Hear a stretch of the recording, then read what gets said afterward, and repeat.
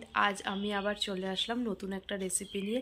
পনির তো আমরা সবাই খেতে ভালোবাসি, তবে একরকমভাবে পনির রান্না করলে সেরকম কিছু কিন্তু ভালো লাগে না।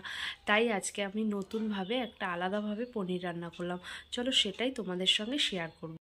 দেখো যা যা সবজি লাগবে, প্রথমে সব সবজিগুলো কেটে নিয়েছি এক এক করে। এবার কড়াইতে তেল দিয়ে তেলটা গরম হয়ে গেছে, পনিরটা হালকা করে ভেজে তুলে নেব।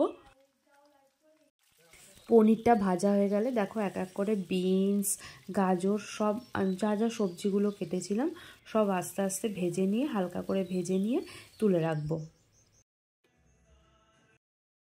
এবার কড়াইতে আবার তেল দিয়ে দেবো। তেলটা গরম হলে ওর মধ্যে গোটা জিরে, শুকনো লঙ্কা আর 2 চামচ মতো আদা পেস্ট দিয়ে দেবো।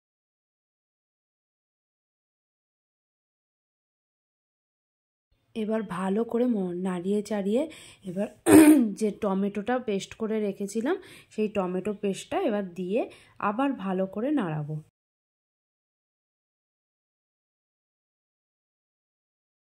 ভালো করে নাড়াচাড়া করে এবার 1 চামচ নুন দিয়ে দেবো। এবার এতে কাশ্মীরি লঙ্কার গুঁড়ো একটু দিয়ে দেবো।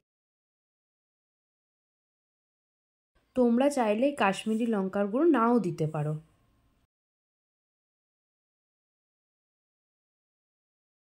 এবার মশলাটা ভালো করে নাড়াচাড়া করে এতে আগে থেকে পেস্ট করে রাখা চালমগজ বাটা আর টক দই দিয়ে ভালো করে আবার নাড়িয়ে চাড়িয়ে 5 মিনিটের মতো ঢাকা দিয়ে রাখবো।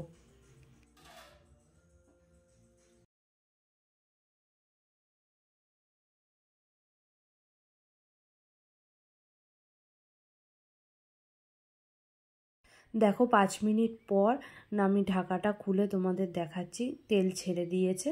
এবার সব সবজিগুলো আস্তে আস্তে দিয়ে দেবো এতে, দিয়ে ভালো করে আবার নাড়িয়ে চাড়িয়ে আবার 5 মিনিটের জন্য ঢাকা দিয়ে রেখে দেবো। আমি এতে স্বাদের জন্য 1 চামচ চিনি অ্যাড করব। যদি তোমাদের ইচ্ছে হয় তো দিও, না হলে এটা স্কিপ করে যেতে পারো, কোনো অসুবিধা নেই।